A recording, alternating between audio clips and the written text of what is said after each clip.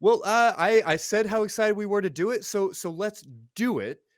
Yeah, You yeah. have some expertise in the fields of biology and anthropology and some other things. I mean, what can any of these more hard sciences, he Mhm. says as a liberal arts major, what can some of these things teach us about gender? Uh, it's weird because they can teach us quite a bit, and then also there's a lot that they can't. Sure. So it's really important to remember that biologically speaking, or just scientifically speaking, sex and gender and sexual orientation and gender expression, like all of these things are completely different, and Hmm. not a single one of them is really a binary. And so what we do in science is we look at what nature is doing and we try to put labels on things and put things into boxes. Nature makes all the rules and breaks all the rules all the time. Life does whatever it wants to do. And our job is to come along after the fact and say, okay, I'm going to call this this and I'm going to call this that. And wouldn't you know it, funny enough, it doesn't work like a lot of the time. And so when you have almost 8 billion people on the planet, it becomes pretty impossible to cram them into just one or two boxes. Hmm.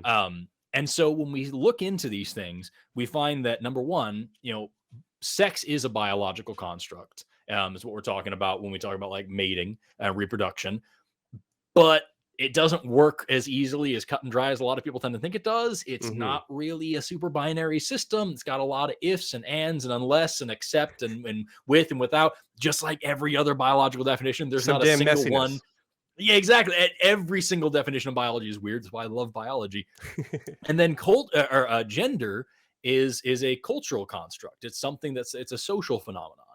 And so that's even more fluid, even more wiggly, even more weird. And so when we look at these worlds of biology versus culture, which, as someone who studies bioanthropology, blending those two things is a big part of my business.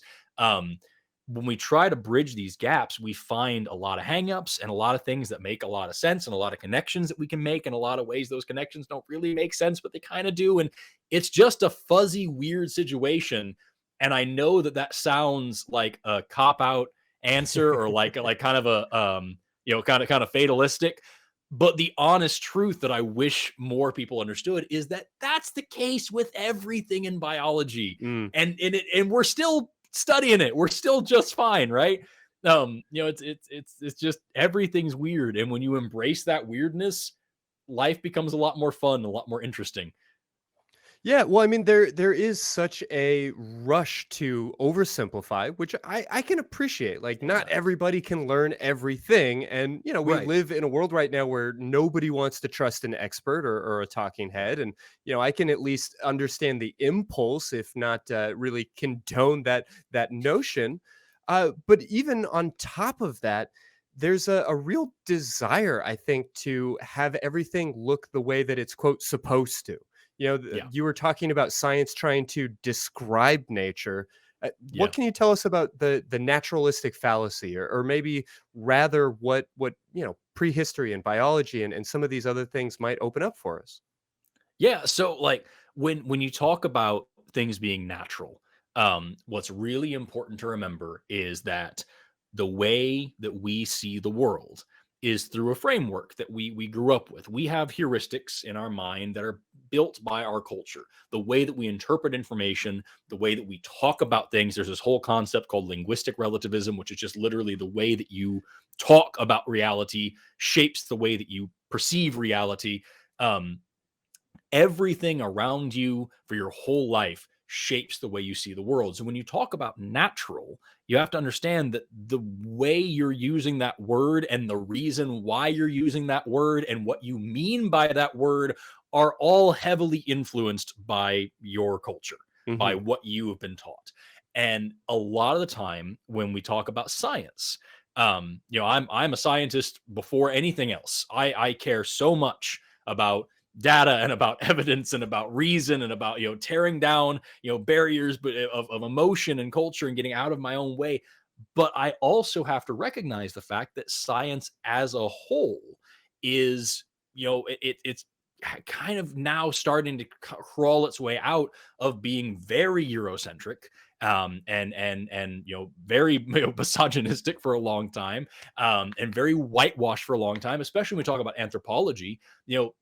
The whole field of anthropology was started by literally Victorian men with literally Victorian ideals. And they would go out into these other cultures around the world and find the men of the village and be like, how do you run things here? And they'd say, well, we don't. There's this woman here who actually helped. And they'd be like, don't be stupid. How do you run things here?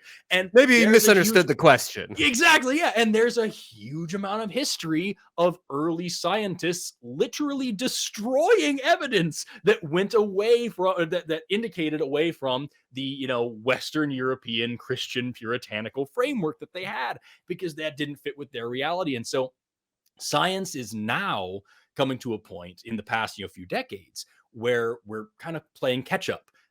If you really want to be depressed, look up how recent of a phenomenon feminist archaeological theory is, and how recently we started understanding that women existed for a long time and they did stuff, making choices, doing things. It's a crazy phenomenon, and there's all these big revolutions in science now that are simply that other cultures and other genders and shit exist.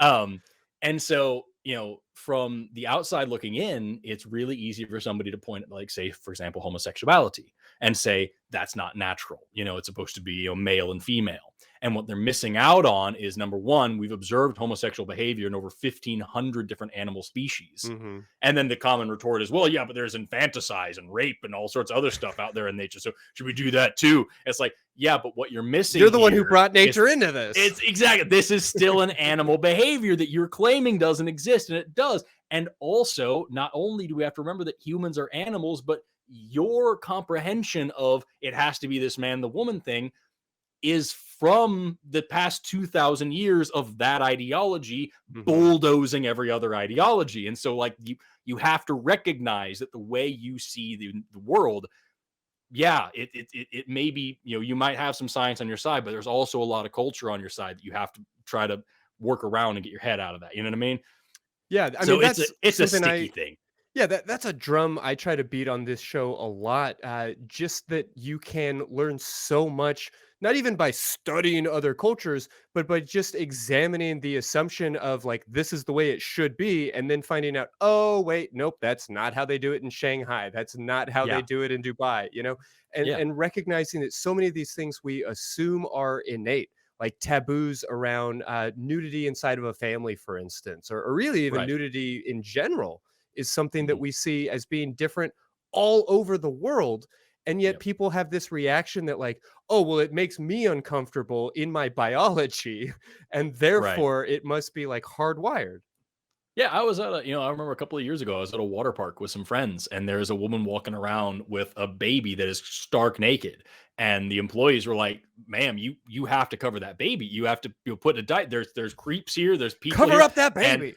And what it was she was French. She was visiting and she was like, why would anybody care that a baby's naked? It's a baby. That's just what we would do. And that was a complete disconnect. And that's another, Western society, so to speak. Right. The connection is relatively short line there. Yeah, exactly.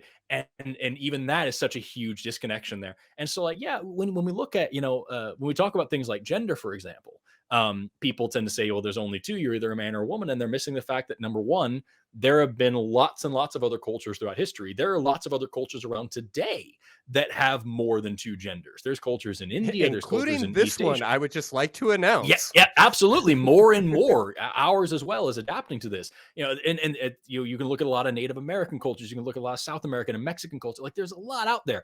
And you have to ask this question at that point of what makes more sense? Does it make more sense to say that this super individualistic, super empirical, super capitalistic culture steamrolled over everybody and through genocide and torture and forced conversion brought their ideals to the rest of the world by force?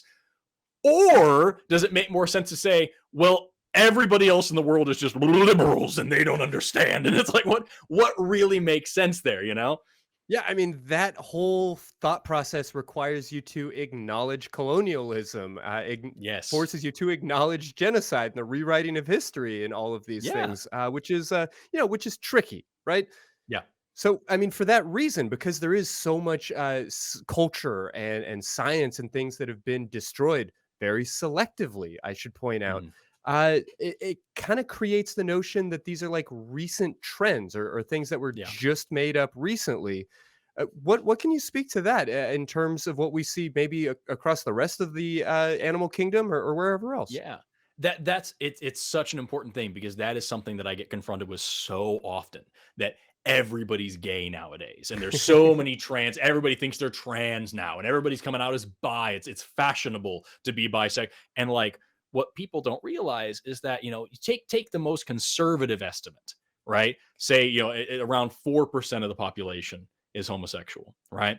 Those measurements were taken back in the 90s when you're asking people to share very intimate details about their sexual preferences with complete strangers in white coats about a situation that is, especially, even at that time, very taboo and would get you ostracized from a lot of social circles. You're not going to get accurate numbers. It's Yeah. very tricky. Now we are in a society where it is more and more accepted to say, hey, I'm a little bit different. And it's becoming more obvious that being a little bit different actually isn't that different. It isn't that unusual. And so we're seeing, it's the same thing as when people say that there's more and more cases of autism nowadays. Hmm. We're getting better at testing for it, and we're changing the diagnostic criteria, and we're raising awareness that this is something that's a possibility. And Giving a so shit we about it a see. little bit, creating space for it. Exactly. Yeah. Exactly. And so we see an increase in cases. We don't see an increase in actual this isn't happening more, it's being noticed more. And it's Hmm. the same thing here when we talk about being LGBT. It's not that this is happening more and more. It's not like more people are deciding that they're gay. It's not like it's just a fun trend. It's that we're finally treating these people almost like they're human. And so it's becoming a little bit Getting easier for them to closer. come out and say, hey, this is us. And you can talk to older generations ad nauseum and hear these stories of like, yeah, I've known I was gay my whole life, but this is what I had to do. So I had a kid. And I Hmm. just, was my job. You don't talk about stuff like that. And you have people who say, well, why do I have a straight pride parade? When was the last time you could go to jail for being straight? Because in Right. America, that fucking happened. You could go to jail for being gay. Cops would hang out in bars just trying to talk to other men. And if they talked back, you might be gay. We take you. Like, there's a reason why the original gay rights movement was a fucking riot. So we have, this movement now of people just saying, hey, there's more than one way to be a human. And I don't want to live in my ethnocentric little bubble and say I know the only correct way to be a human being, the best way, the most appropriate way to be a human being. That's bullshit.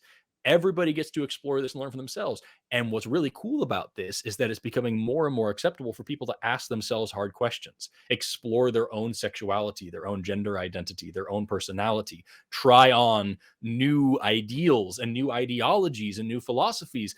Like, you're going to a thrift shop trying on clothes. That's an important part of growing up. And lots of people haven't had the opportunity to do that because they've been raised in a very heteronormative and Eurocentric culture that was like, this is the only way to be a person. And if you're not doing it this way, you're not human enough. And that's, it's not surprising why we're seeing this trend now, so to speak, Hmm. this trend.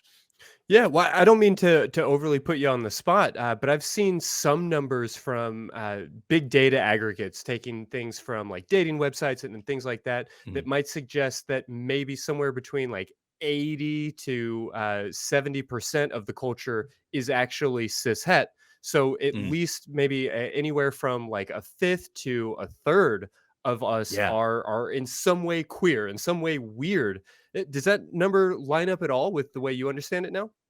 I'm not gonna lock onto those numbers because I don't know Sure. them off the top of my head. But I would say that in that trending direction, that would Mhm. make a lot of sense to me. that more people are now comfortable with being able to say. Like it would be like, if you go back to the days of like native boarding schools and you ask people if they identified with Native American culture. Right. Yeah. And nowadays you'd have a lot more people who are able to say, yeah, actually, even though it might be a tiny percent, this matters to me, as opposed to when it was really, white America all the way, Hmm. and you would face serious social consequences if you said anything otherwise. So yeah, it makes a lot of sense to me that now, after these studies from the 90s where it was like 4%, it might be like 20 to 30%. That makes a lot of sense. Yeah, and the interesting numbers are coming from places where people are not so much self-reporting as just self-selecting, dating Yeah. websites and things like that.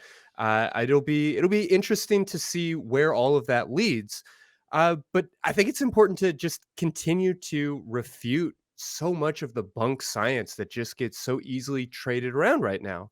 I mean, Yeah. obviously, you already explained that gender is more than just sex, and I Hmm. hope anybody who's watched this show more than once recognizes that sex is more than the like XXXY Oh dichotomy. God.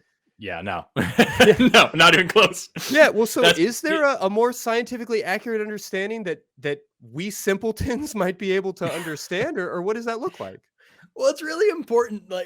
So it science very often gets skewed as this thing that's like super elitist, right? That Mm, we're all put up on this pedestal, and there's like yeah, it's the same reason that you wouldn't go to a mechanic and try to tell her how to run the car when she's been studying it for a long time. It's just there's a lot more nuance there than put the key in and it goes, right? And so when we talk about people go to school and they I hear all the time, I learn in high school biology that there's XX and XY. And I'm like, yeah, mhm. okay. Like, do you really think that all of us who went to college and got a couple of degrees in biology, we're all just sitting around the table going, yep, yep, XXXY. That's all it. Yep, yep, yep, yep, XXXY. Like, there's more to it than that.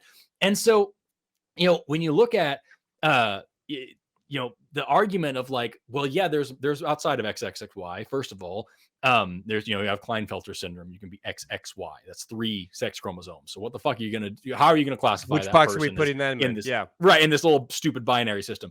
You could have De La Chapelle syndrome, where the SRY gene on the Y chromosome it's a gross oversimplification to say that that's what gives you male genitalia, but we'll just call it that for now. But fair. like it's that part of the system that can get translocated onto an X chromosome, and so you can have XX and still have what you would call a male body, and you would never know unless you went and got your genome sequence. So like you could have Sawyer syndrome where you have XY chromosomes. These are sex chromosomes, by the way. We call those allosomes. Everything else is called an autosome. But so I'm just making that distinction because when you say chromosomes, you Let's there's a lot recognize of what we're sex talking about. differentiation. Well, there's a lot of sex differentiation that goes on beyond the XY bullshit, right? Those allosomes are neither necessary nor are they sufficient for this kind of development. So, like, yes, they're a part of it that we can look to when we're karyotyping people, but like they're not the whole story at all. Um, so anyway, sorry, I just want to make sure that's clear as well, because very often this gets really reductionist and we're like, well, was it an X or a Y? And it's like, you could have Sawyer syndrome where you have XY allosomes and you still develop with what you would call a female body. And yes, there are case studies of women with Sawyer syndrome getting pregnant and giving birth. So how are you going to be like, hey, your mom's a man? What is that? Because you fucking see the chromosome. That makes no sense. You can have Turner syndrome where you have X and nothing else, just the one. So what the fuck are we doing there, And that actually makes a lot of sense, because if you have XX, you have one of those 2 chromosomes turns into what's called a bar body. It just kind of shrivels up and deactivates, and only one of those X chromosomes actually does anything at any given time. And you can literally have one cell right next to the other cell expressing a different X chromosome because it doesn't fucking matter. And so like it's way more nuanced just in that area. And here's a fun fact for you.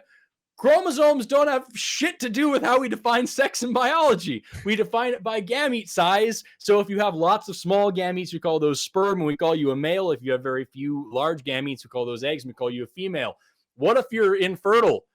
Do you just not have a sex now? No, Right. that doesn't really make any sense, does it? What if you're a species that is isogamitic? Because that would be called anisogamy, is when you have 2 different kinds of sex of gametes. That's anisogamy. Isogamy means you only have one size of gamete, and there are isogamitic species that still have distinct breeding pairs and sexes.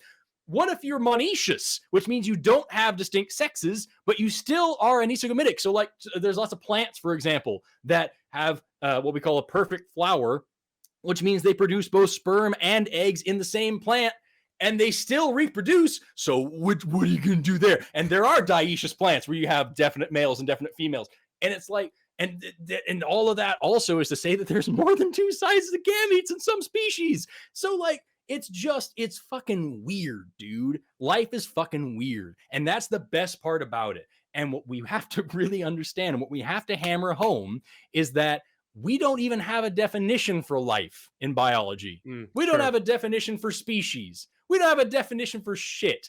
You know what a fish is. But if you go look up the definition of a fish, right, if you go look up the definition of fish right now, tell me it doesn't make you want to pull your own eyeballs out, because it's complicated and weird and it's full of except for and unless and until, all this stuff. And all of biology is like that. And so when we look at a species and we're like, yeah, okay, so this is how they're reproducing, that can't be reduced down and then say, all right, that applies to everything. And it can't say that's the only way that it happens. And we can't say anything that goes outside of this is some freak, some aberration, some crazy, horrible thing.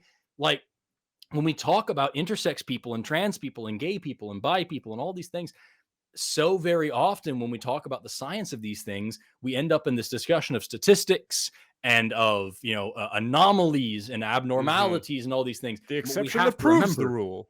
right? We are not talking about statistics. We are not talking about problems. We are not talking about anomalies. We are talking about fucking people. And who are you to tell them my way of doing things, my culture, my middle school education tells you what you Trumps are all for the that. rest of your Yeah. life? That's nonsense. Well, and hopefully, as more and more people feel comfortable coming out, and that number, whether it naturally, quote unquote, will end up landing at 15% or 35% or whatever. I mean, however many of us are queer, and that word queer is another we could just play with and recognize means Yeah. almost everything, comma, nothing.